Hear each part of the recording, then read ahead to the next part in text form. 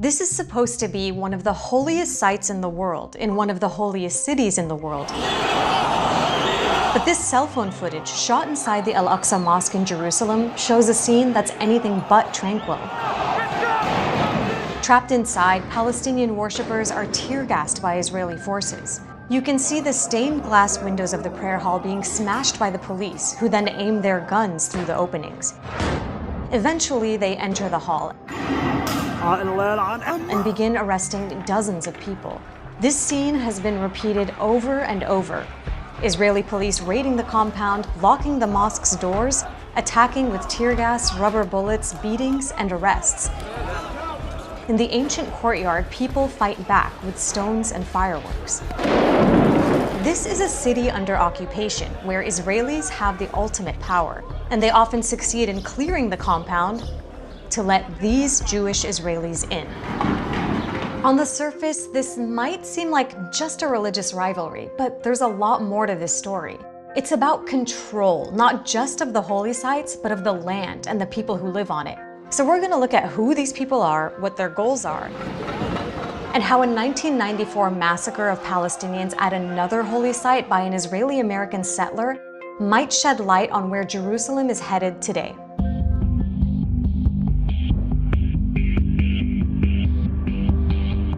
Jerusalem is at the heart of three religions: Islam, Judaism, Christianity.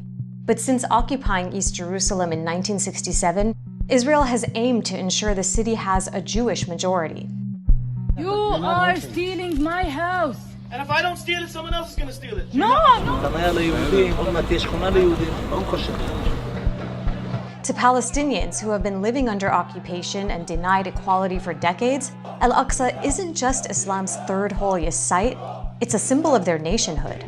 Jews call Al-Aqsa the Temple Mount because it's believed to be the site where two ancient Jewish temples once stood. The second temple was destroyed by the Romans roughly 2,000 years ago, but until then it had been the center of Jewish worship, the holiest place for Jews. Still, even after they occupied the site in 1967, Israeli authorities maintained a policy that Jews should not pray there and that only Muslims can. But that might be changing. And these people are driving that. They belong to various groups that make up what's generally referred to as the Temple Mount movement.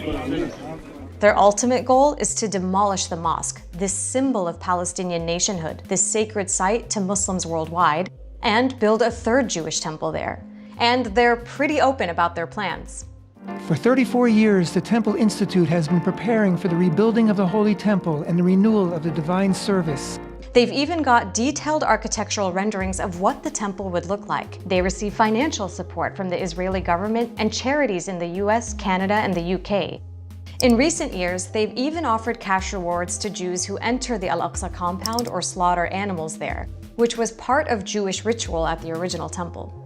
For decades, these activists were dismissed by most Israelis and constrained by the government. But that was then. So a few years ago, this was considered fringe? Zealots, lunatics, peculiar. Today it's mainstream. Yehuda Glick is one of the movement's most prominent figures, and he served in the Israeli parliament, the Knesset. He's not the only one to reach that office. 10 years ago, there was not a single member of Knesset who ascended Temple Mount. Today, we have 20 of the Knesset members. It's become common for government ministers and leaders, and even the Israeli Prime Minister Naftali Bennett, to talk about imposing Jewish prayers at Al-Aqsa. Until the early 2000s, the number of Israeli Jews who entered the Al-Aqsa compound was very small, maybe a few dozen a year. But as the Temple Mount movement has moved into the mainstream, that number has recently grown to tens of thousands a year. With the Israeli government increasingly allowing the status quo at Al-Aqsa to change, the worry is that things are going in one direction, towards a situation where Palestinian access to it is restricted even more, the way it has been at another holy site in the wake of a bloody mass killing. Here's that story. 20 miles south of Jerusalem is the Israeli-occupied city of Hebron, where the prophet Abraham is believed to be buried with members of his family under this building. Abraham is a central figure for both Jews and Muslims. That's why Jews call this site the Cave of the Patriarchs, and Muslims refer to it as the Ibrahimi Mosque. After the occupation began in 1967, Hebron was the first place that Israelis settled in violation of international law. Jews and Muslims both prayed at the site, but the situation was volatile. On the morning of February 25, 1994, hundreds of Palestinian Muslims were praying at the Ibrahimi Mosque. An American-born Israeli settler, a reservist in the Israeli army carrying an automatic rifle, entered the mosque, waited for worshippers to kneel down in prayer, and then started shooting. Baruch Goldstein killed 29 people and injured more than 120. One witness described how there were bodies and blood everywhere. Goldstein's massacre ended when the survivors hit him with a fire extinguisher and beat him to death. The injured were rushed to hospitals, which were overwhelmed. And as news of the killing spread, protests broke out across Hebron. Israeli soldiers opened fire, killing more than 20 additional Palestinians in the following days. While we were researching this story, we came across a letter published in the New York Times in 1981. The author notes the difference between Palestinian and Israeli birth rates.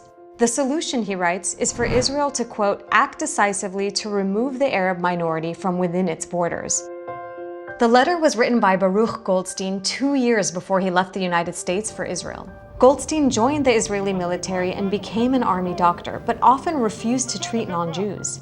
He joined an anti-Arab political party called Kach that was later banned for inciting racism. He lived and was eventually buried in Kiryat Arba, an illegal Israeli settlement in Hebron. The settlers there strongly believed that Hebron should be theirs alone. I think that his act brought a lot of security to the Jewish people here in Hebron and Kiryat Arba. After the massacre, the settlement's chief rabbi described Goldstein as holier than all the martyrs of the Holocaust. Goldstein's grave is often visited by supporters, and his tombstone reads, "He gave his life for the people of Israel, its Torah and land." The massacre led to big changes in Hebron at the expense of its victims, the Palestinians. Under the pretext of securing the settlers who lived in the old city and preventing more violence, the Israeli army imposed a 2-week curfew on all of Hebron's Palestinians. It made the area around the Ibrahimi Mosque permanently off limits to everyone except settlers and foreign tourists. This had been a bustling marketplace, a commercial center for Palestinian life. But after the massacre, these shopfronts were welded shut by the Israeli army. The old city is now cut off from the rest of Hebron by dozens of Israeli checkpoints, making it very difficult for most Palestinians to get there or pray at the mosque. Israel also forcibly divided the Ibrahimi Mosque, 40% for Muslims and 60% for Jews, but all of it under full Israeli military control. Basically, the settlers won. And here's how that story is connected to today. Palestinians fear that what happened in Hebron in 1994 could be repeated in Jerusalem. It's not just about the possibility of another massacre, but the fact that the people who share Baruch Goldstein's beliefs have more power than ever in Israel. For example, the banned political party Goldstein was part of has rebranded. Some of its former members joined new parties and are now in the Israeli Knesset.